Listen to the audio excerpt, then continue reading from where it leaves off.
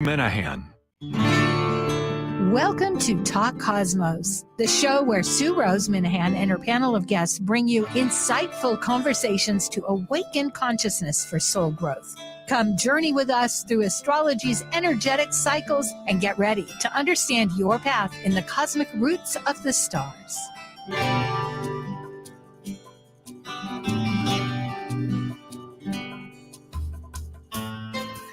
Hello, everybody. This is Sue Minahan, Talk Cosmos, the first panel of the new year. And we're celebrating with our wonderful new moon panel, Archetypal Symbols, which I'm so thrilled to begin with. The energy is fantastic. And our mantra for this Capricorn new moon is going to be creative growth. You know, the last one in Sagittarius was mobilize for the new year. Well, we've been going through a whole lot. Mercury is stationed direct, is forward looking. Behind has its viewpoint, yes, but that's not our concern. We have one planet left, and that's Uranus on the 26th. I believe it's going to go direct. But that's after Pluto goes into Aquarius for most of the year, toggling on that cusp that we've been all negotiating. I know this is a lot of information, but that's exactly what's going to be for this entire new year, because the world is going from the ground into space of thought and communication. So how are we going to work with that? But it will help.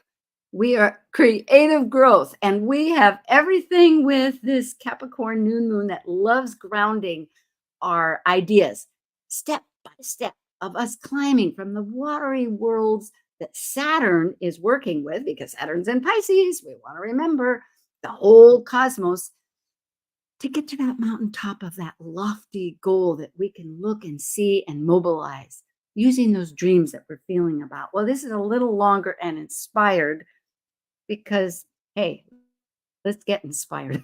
I don't know about all of you, but I could use a good dose of seeing some clarity. And that's what Archetypal Symbols does.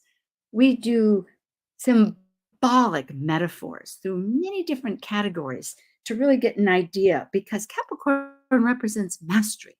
That's part of this goal. What vision do we have that sees the whole possibilities using self-control, management, structured order? It's really a beautiful antidote.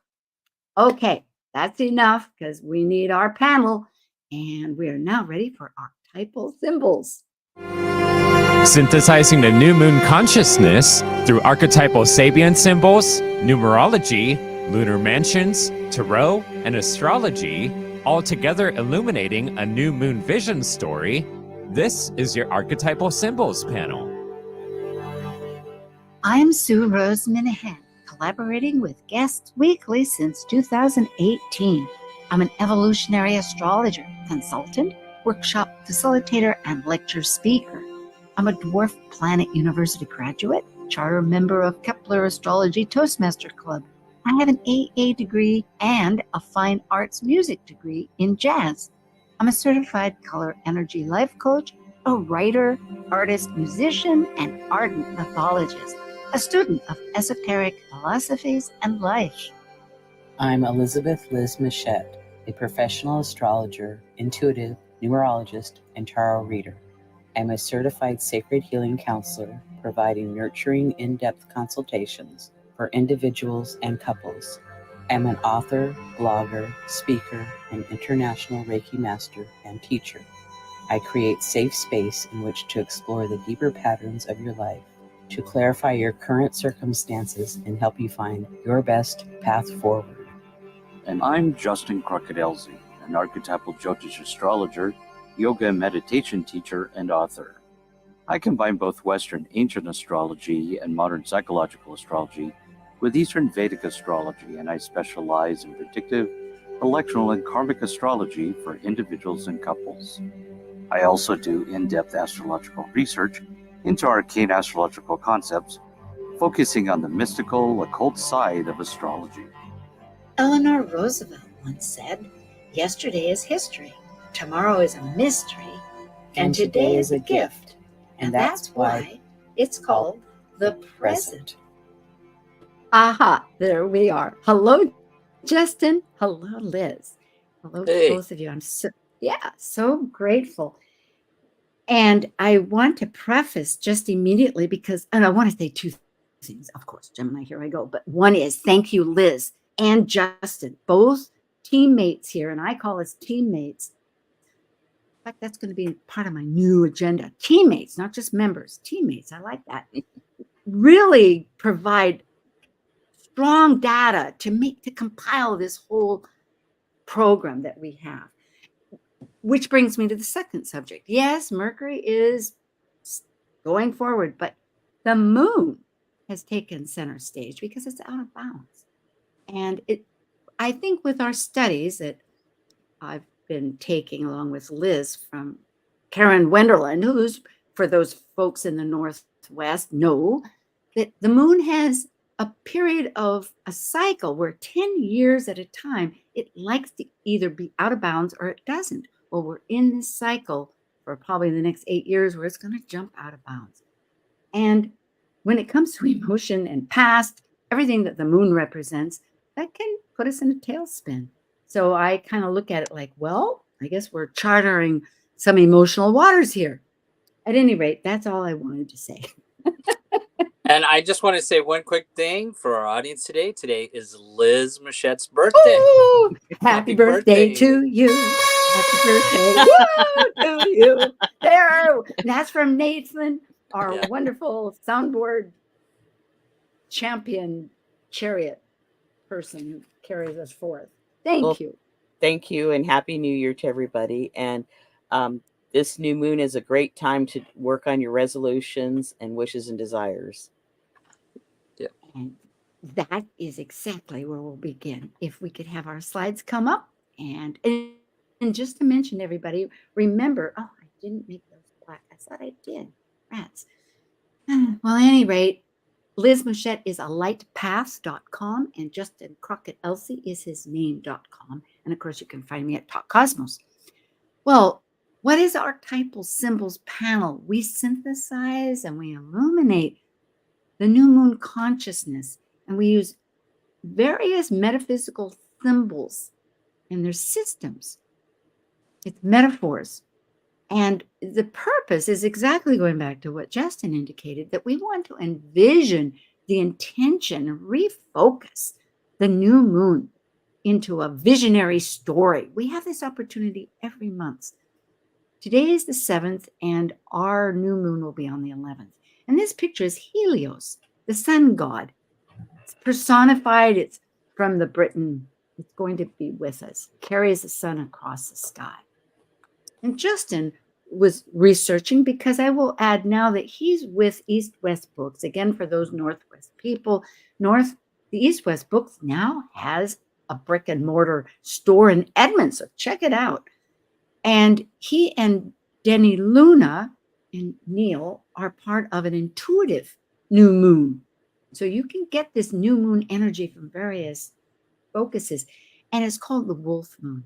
So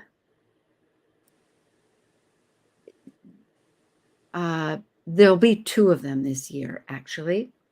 It's going to begin the year and end the year. Liz, do you have a comment? You brought this up. Yeah, it's just that we're starting the year with a Capricorn new moon and ending. So how appropriate.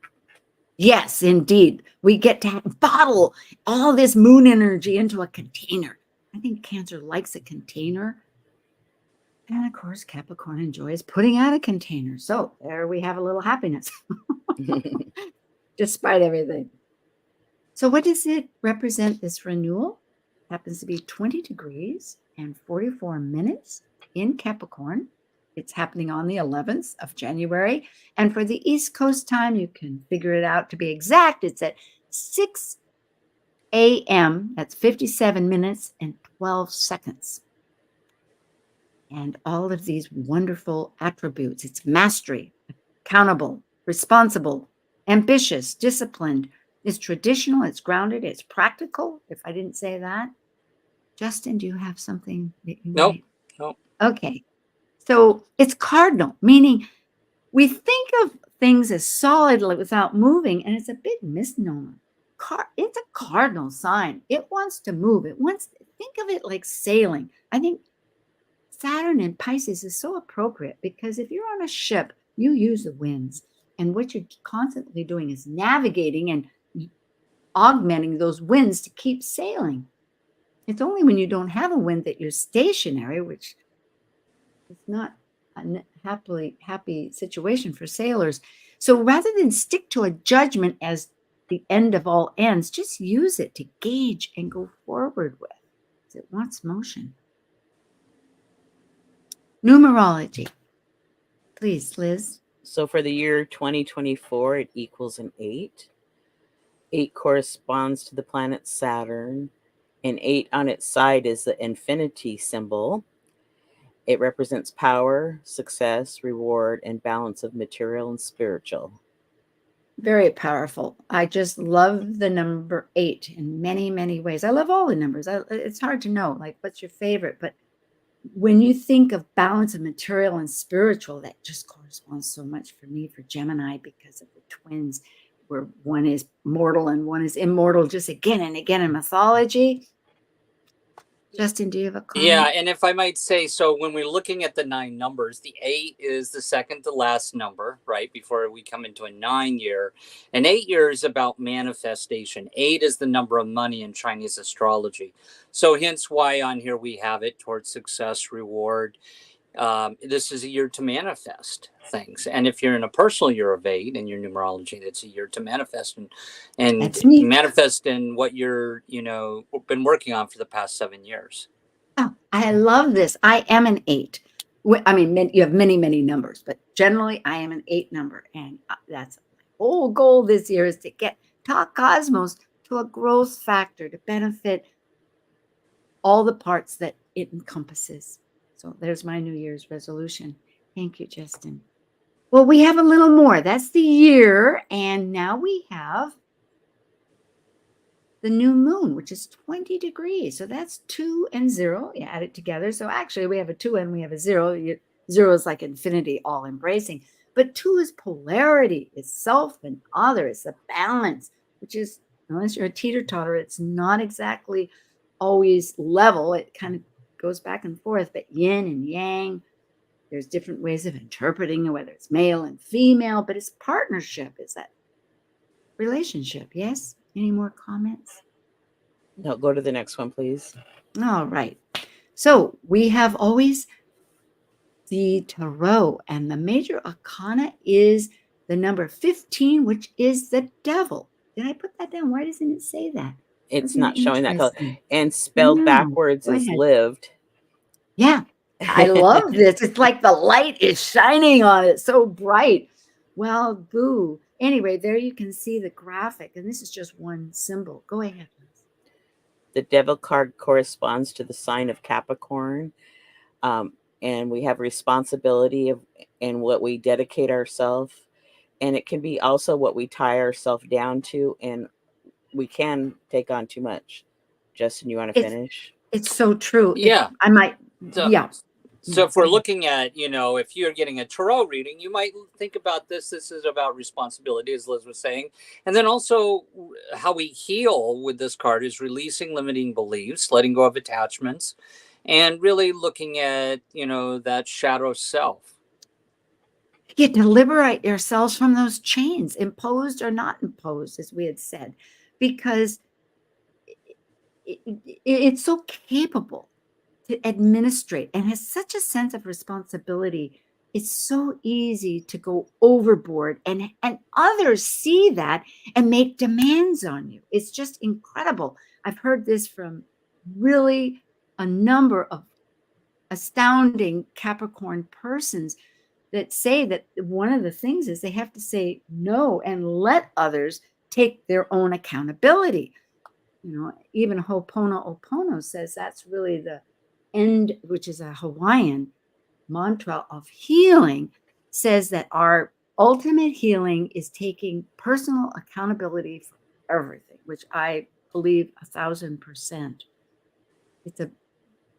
And to remember that every archetype has duality. So when it says the devil, remember that there's so much consciousness in our society these days about what that connotes through the Christian ideas that have really mistaken the element of this very forceful goat energy of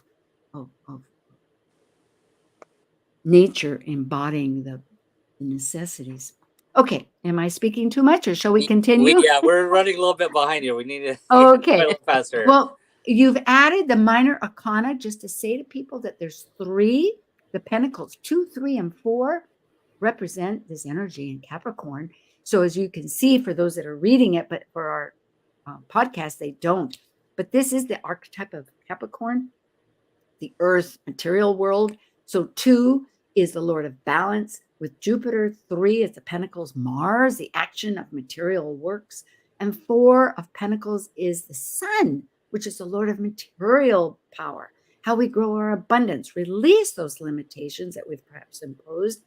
And it goes back to the golden dawn, which happens to be happening at the last turn of the century, the 19th going into the 20th.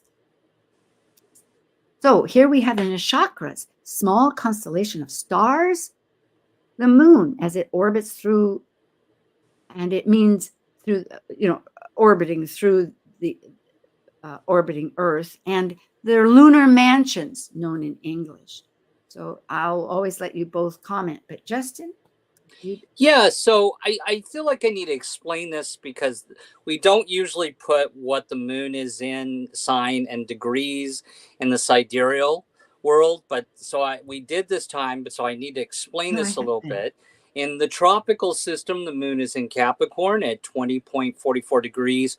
And in the sidereal calculation system, in Eastern or Jyotish Vedic astrology, it's in Sagittarius at 26.33 degrees.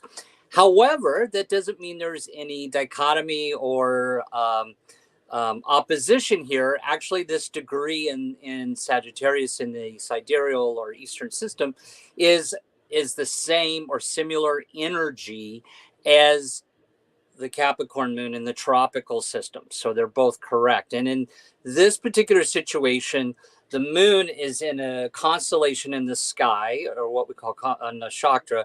It's called Purva Ashada, and the section or degree, the section of the degrees it's in is in Pada 4.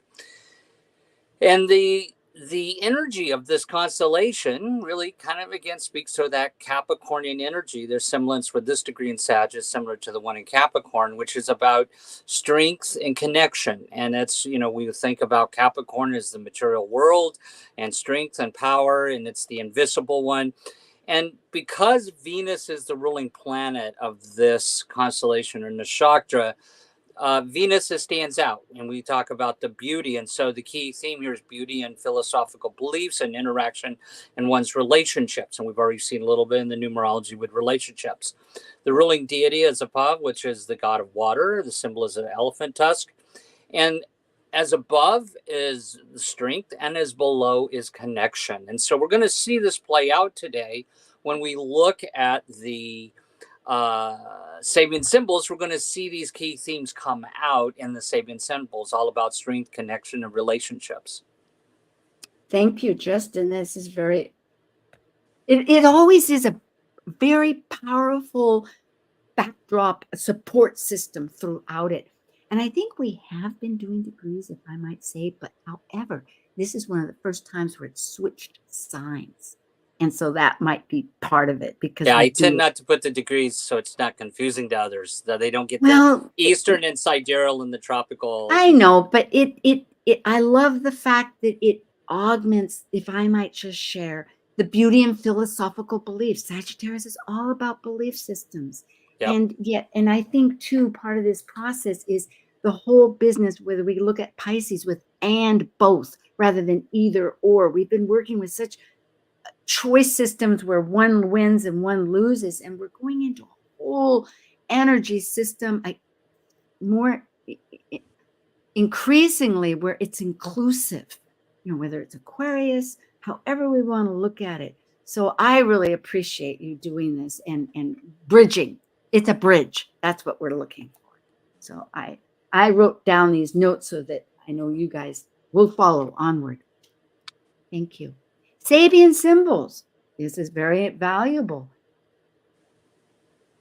They were from 1925 And they represent a spiritual essence for each and every one. We use 3. The actual degree is the present degree, but then we have the one prior and the one ahead. So it has a storyline. And when we start talking, you'll see that we're going to begin with the chart ascendant, which happens to always be on the East Coast, as it represents the nation here, although we are international. It has been a choice that we're working on so far. And then we go to the MC, which is the midheaven, and then we do the new moon. So here we are for the ascendant for the East Coast, and this at the time is 6:57 a.m.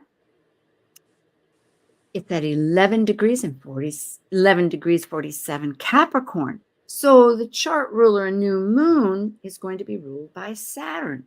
And the Sabians will be one prior, 10 degrees, 11 and 12 degrees. Capricorn. Here we go. And again, that new moon happens on January 11th. Important. All day long, no matter where you are. As do I know, even in Australia. So to begin with, the Capricorn 10, an albatross feeding from the hand of a sailor. The keynote is the overcoming of fear and its rewards, and the key word is trust. And 11, which is the actual degree, is a large group of pheasant on a private estate. So the keynote here is the refinement, propagation of aristocratic values, which humans, participate, evolving life toward a perfect form of existence. So it's aristocratic lifestyle. Justin? Yeah, Capricorn 12, an illustrated lecture on natural science, reveals the little-known aspects of life. And the keynote here is the ability to explore unfamiliar realms and discover the laws underlying the complex process of nature. And here we have exploitation. So let's review this a little bit. Let's not just jump ahead. Let's look at this. Like, what's the storyline for folks? How could we perceive it? To me, looking at this is we're coming in from a process where it's been working with nature. So, we have a trusting situation.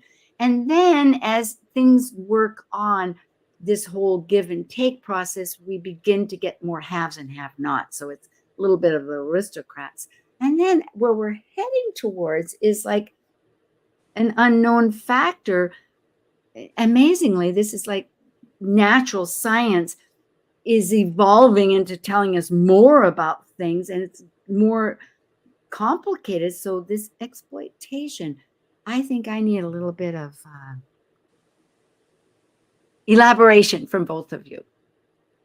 Well, and overall, I would say learn to trust, see the beauty, and be comfortable exploring to see what's out there.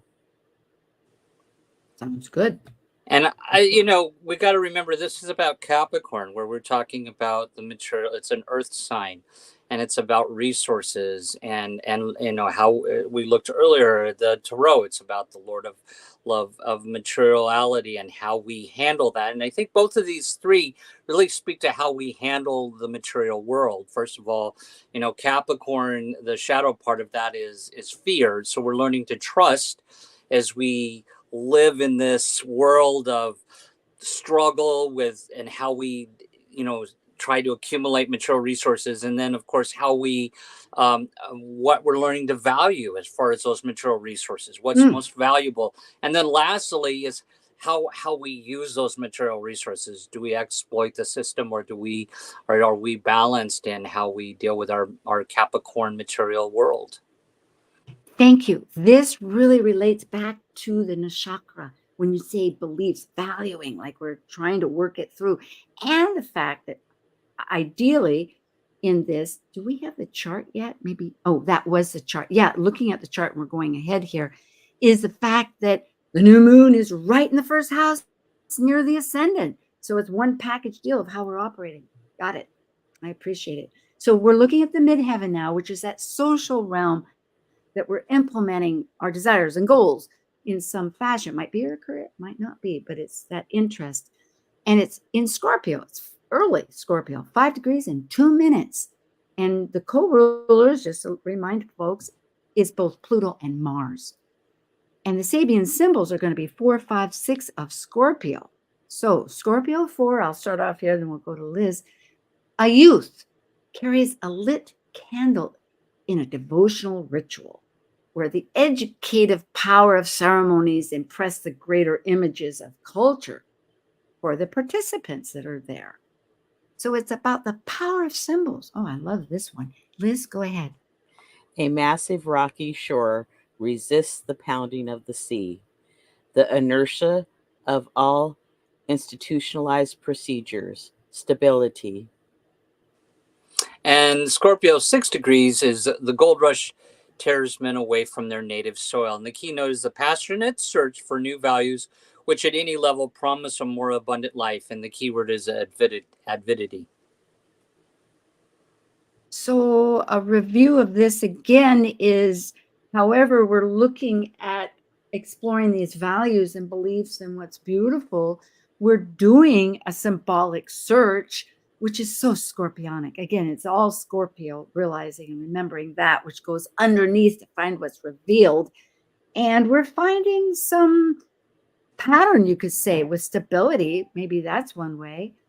But it takes us away from what was familiar. It seems so appropriate for what this whole transition going, whether it's going with Pluto into Aquarius, whether it's the grand conjunction for 200 years from ground to air. Any comments? Well, it reminds me to light a candle and say out loud your yearly affirmations, goals, and that it will help give them some stability and manifest what you want to manifest. Bring it back to you. I love your practicality. Justin? Yeah, well, if we look at, when we think about the midheaven, it is really a lot of times what we're, from a higher perspective, trying to accomplish our goals, right? And in some way, that's one way of looking at the midheaven.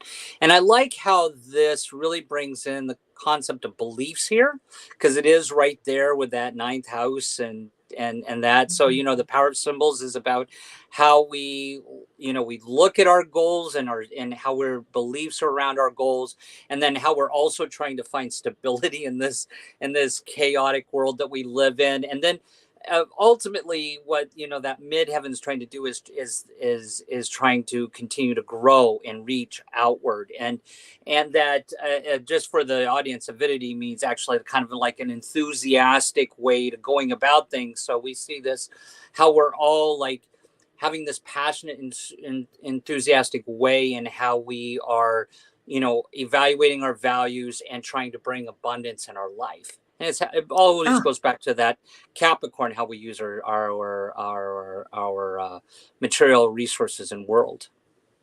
It's gorgeous. Now, I realize that usually we take a break right now, and we are a little behind. Got a little bit excited there about the beginning. So if we want to do the new moon itself, sun and moon at 20 degrees, and that's 19, 20, 21 Capricorn, we can put this embodiment. Because it is. So back to Capricorn, 19 degrees, a 5-year-old carries a bag filled with groceries. So he's rising to the occasion when asked to take on some social responsibilities, but ahead of their normal development. So it's accelerated growth. Liz, if you want to encapsulate that. Capricorn 20, a hidden choir is singing during a religious service. Fulfillment of individuals' creative function through participation in a group performance to transcend realization of unity. Plenitude, yeah. And then Capricorn 21 is a relay race. Keynote is the value of competition in developing group consciousness. And the key word here is dynamic interchange. How would you recap this? And then we can sign off. Go ahead. For the break. It talks about accelerated growth, but Capricorns are old when they're young, and then they get to be younger when they're old. So that kind of goes along with the Capricorn idea. And, singing with a group of people, it's like, to me, it's like just being around a group is very helpful in grounding and getting enough fresh air. Spoken like a true Capricorn birthday child. Thank you. And Justin, A closing Yeah, if thought? we look at what this new moon is trying to tell us here, is it really kind of goes back to we're in a growth period, right? And we're in the Mm. Capricorn, which is really okay. We're setting these goals. How are we going to use our resources this year? Where it's in a growth year, but it's also bringing the aspect of relationships here, as we Ah, talked about before, and how that is actually key to our success this year. well, that ties it in. Creative growth, as you can see, folks, that's where we're headed through thick and thin. And the nodes are in relationships. I love you both, Liz and Justin, and we will return. So stay with us. Thank you very much.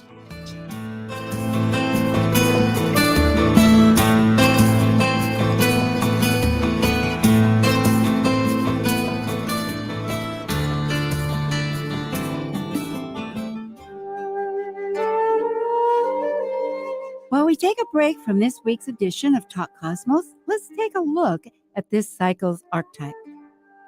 We are currently in the yin period of Capricorn, ruled by Saturn, the furthest visible planet by the eye. By leaving a cycle based on meaningfulness and truth, Capricorn's energy establishes social boundaries in a structure incorporating rules, authority, and ethics. As a cardinal earth sign depicted by a sea goat climbing from the sea up to the top of a mountain, Capricorn overcomes fears through goals and ambitions to achieve mastery. This is Martha Norwalk. Every Sunday morning, beginning at 9 a.m., thanks in part to the Ananda Institute of Living Yoga, we cover the world of animals. This week, January 14th, it's BEST, Neuroenergetic Balancing, Rasmussen Reset, and Energy Code Sunday. Dr. Nels Rasmussen and Sister Linda Rasmussen join us, and together they can help you or your animal friends with emotional, behavioral, or physical issues. Hope you can join us and plan to call in for your free remote treatments. Martha Norwalk's Animal World, Sunday morning, 9 a.m. to noon, right here on Alternative Talk, AM 1150. Talk Cosmos brings insightful conversations to awaken consciousness for the soul growth with hour-long programs every Sunday at 1 p.m. Pacific on KKNW. Talk Cosmos weekly programs are also available to watch live on the Talk Cosmos YouTube channel and Facebook page. While you're there, make sure you click the like and subscribe buttons so you get the full Talk Cosmos experience. Or if you'd rather listen to the show archives with audio only, the entire podcast collection since 2018 is available on most podcast carriers. And to find out about upcoming programs, sign up for the newsletter at talkcosmos.com. So grab your coffee, tea, or kombucha and enjoy the show. Tell your friends about Alternative Talk 1150. Hey, here we go. And I want to say to everybody, reminding that Liz Mouchette is at alightpops.com, or her name, that pops up too. And you can always find this on Talk Cosmos. We have our panelists and bios there for readings of her many, many capacities. And Justin can be at Justin Crockett Elsie. And I know, Justin, you're also involved with East West Books there, so people can find you on both sites. So unless you have something both to say, this is the time to say if you have a certain event coming up. Otherwise, we'll jump into the rest of the show.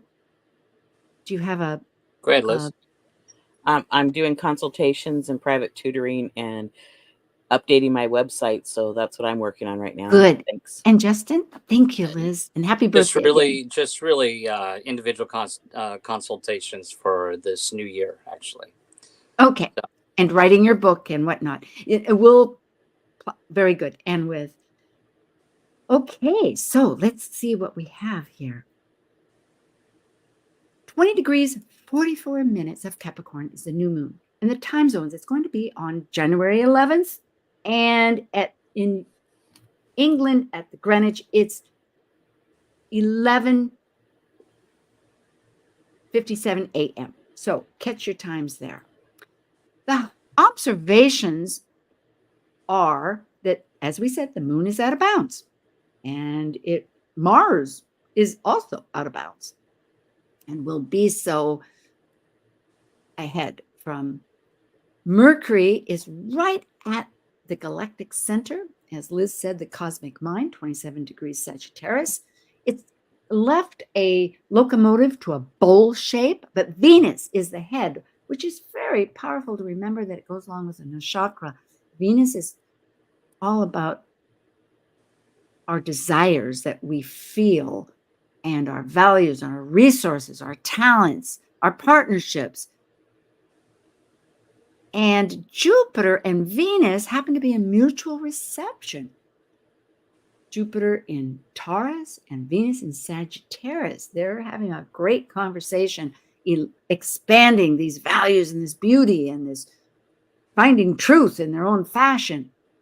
The ruler is Saturn, lock, stock, and barrel, at least for the sun and moon, and here on this nation, on the west.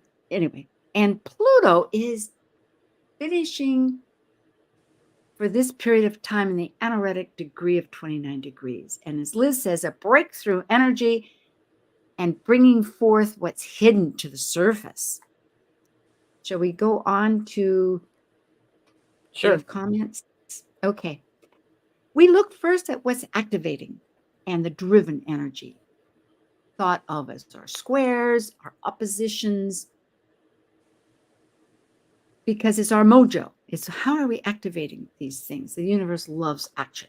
The sun and moon has a T-square. That's where it part of it's conjunct Pluto. Well, the sun and moon is widely conjunct Pluto still of transformation, but it is square at one end with the north node with Chiron, the healer, and Eris wanting what's rejected and inclusivity of totality, to the south node where we think of releasing things of our relationships to improve how we, with our north node of heading forward, and Mercury, our thoughts, with Neptune for that creative growth. If you have thoughts, or should we go right to the chart? If we could go to the chart. Lead on, please. Well, I would say with that T-square, the sun and moon, T-square, the nodes particularly, and it's in Capricorn, how we've done things, south node in the past, and how we need to do things in the future. And with the north node having Chiron and Eris there, I would say there's likely huge potential for different ways that we are healing in our medical system, even for mental health, all kinds of ways, and maybe more justice for all. My heart pounds. I love it. Justin? Yeah, and back to the theme that we've talked about a little bit on the show, we're here we're dealing with the material world, Capricorn, but we're also dealing with relationships. We remember the nakshatra is talking about belief systems and this dynamic interchange, which is what one of the Sabian symbols was talking about, relationships. And I think this shows up with this square that we're talking about here, because that Capricorn, which is about the structure and power in our world, and it's asking us to make some changes with our relationships. It's squaring that south node in Libra, and it's a time when we are also on the other end starting new beginnings and new things, and how we're doing that. And I think it also is this relationship thing is also showing up with this Mercury square Neptune. As we look at Neptune as the collective planet, represents the collective, and Mercury representing communications. Obviously, there's a lot of division, and not everybody's on the same track, but that's not necessarily a bad thing. Your goals don't necessarily have to be other people's goals. So there's definitely something to pay attention to, that Mercury squaring Neptune there. Also, I might say about that, because Mercury is in Sagittarius, so which is about one's belief systems, and it's squaring Neptune, which is in Pisces, which is sort of this imagination and thinking. And so there is some disconnect there that we're having to take action about our belief systems, about what's true, what's not true right now. Yeah, steps to get to our mountain, steps to find. I mean, what you've both said, I find this so powerful in the way that remembering that they're out of balance, that Mars, that's our mojo, the engine, the key that turns everything, because it takes one step to lead to the next, however it might fashion. is on its own territory. Out of bounds means it's outside of the ecliptic where the sun path is, and it, as traditional would say, it doesn't have to listen to the ruler. It's doing its own. So what actions it wants is very exploratory and maybe emboldened with that courage that it takes. Well, and if I might say, Mhm. we started the year with Mars in Sagittarius.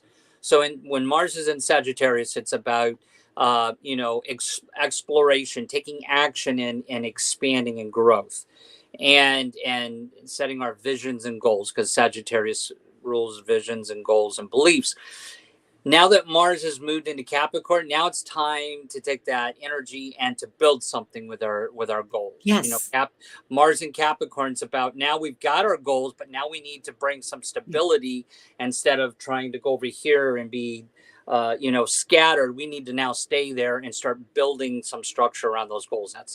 And of course, Liz, you're a Capricorn, so you know this energy. Well, this is absolutely perfectly expressed for how manifestation occurs, because having studied it with Dougal Fraser, that people know with for a year, with his special course, I love the idea that you have to feel it and totally be abandoned with your dreams just to capture the possibilities.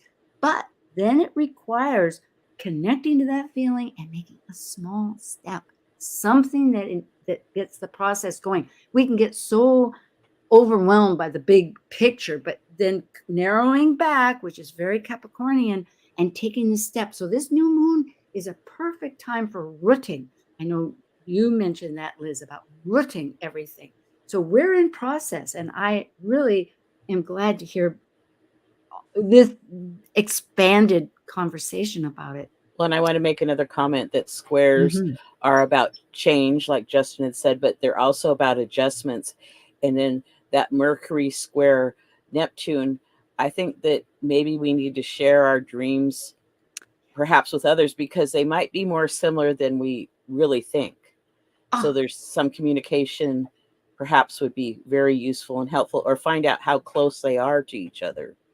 And allow the universe to cooperate, because that is so true. Once we release something, and if we're allowing the universe, and that comes up with the Uranus, that's one of, like, right here with the trine, I think with that grand earth trine, and what you had written, which is so true, because a trine is a flowing energy where it just keeps circulating, and it has its growth. It can be too much, because it doesn't necessarily stop, but let's look at the positive.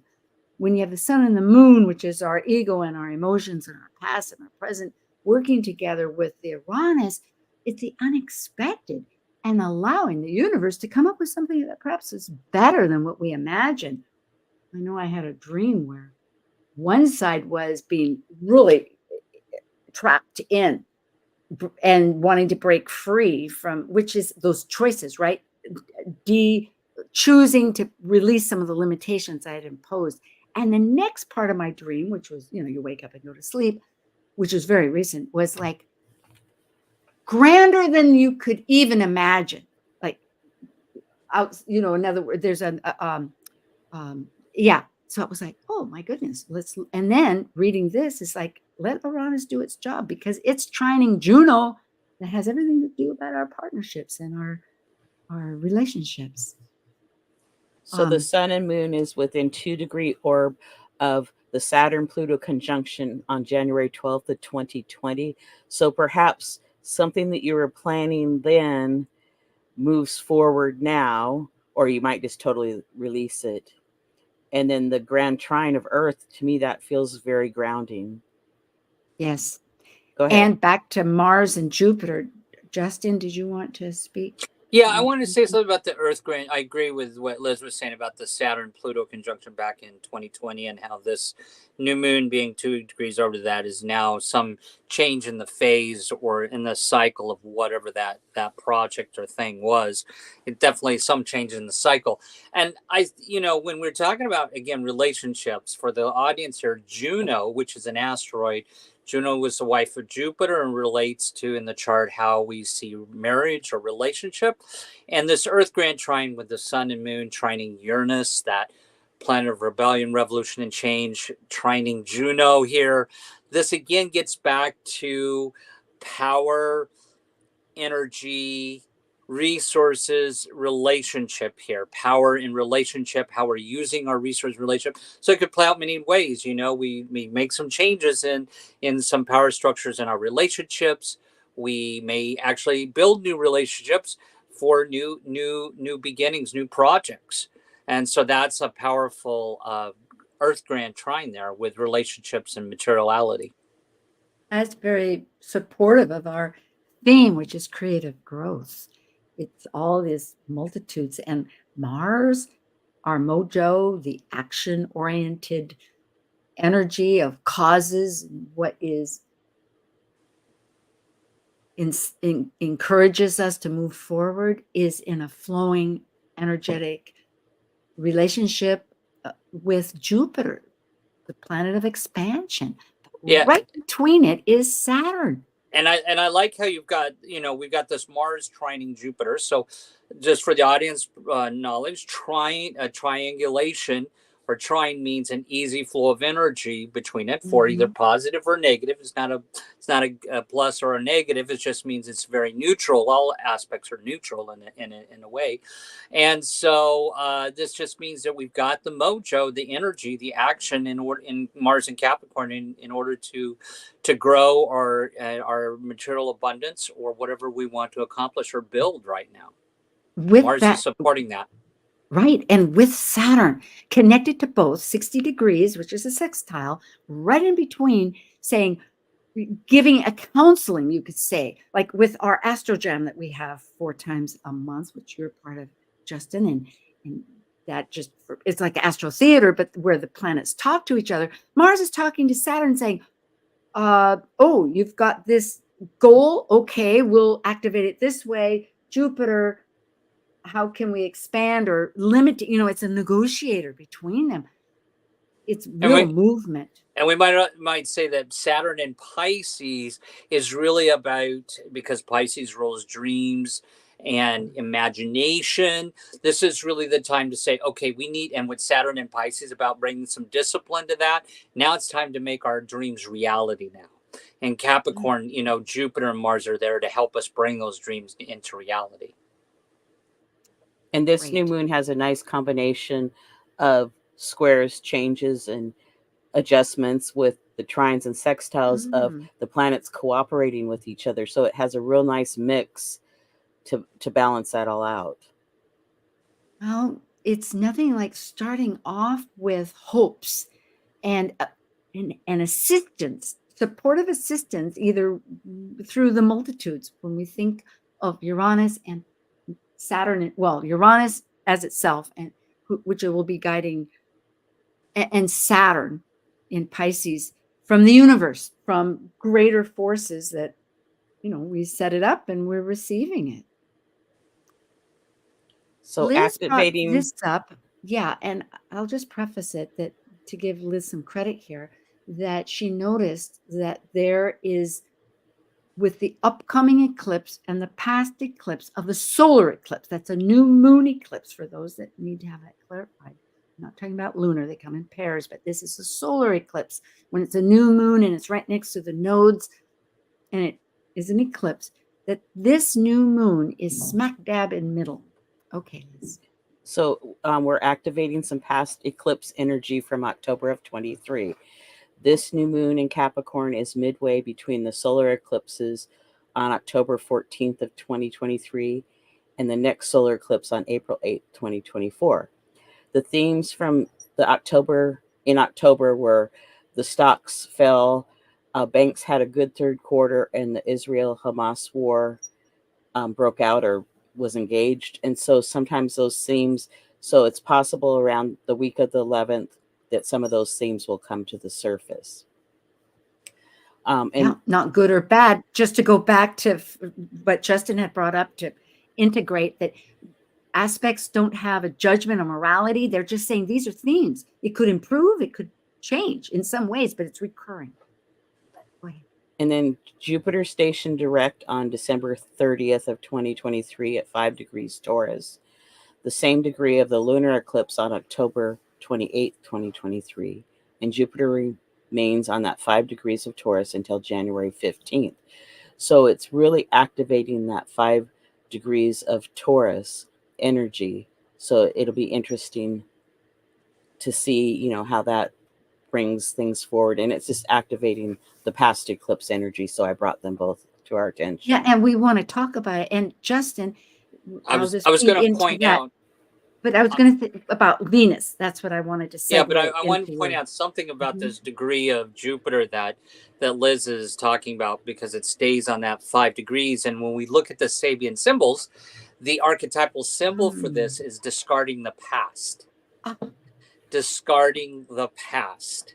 So as we move into the new year, there's something here about with Jupiter retrograding, then going direct and staying stationary in that 5 degrees. It's about, okay, moving on and discarding something from the past as we move forward with these new goals.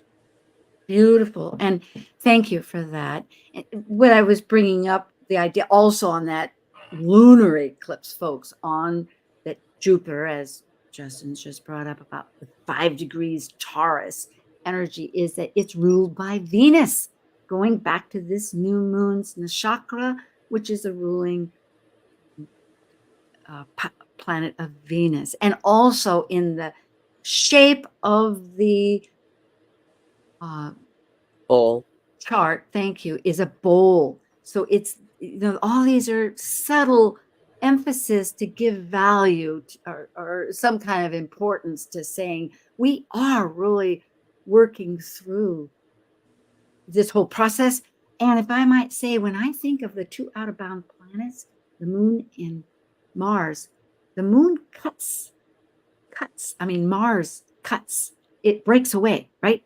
So it cuts things. It cuts away, meaning with the moon that likes to attach, because it's attached like light reflecting, it holds on to stuff, and it's hard to release. We all have moons. I find it always a challenge.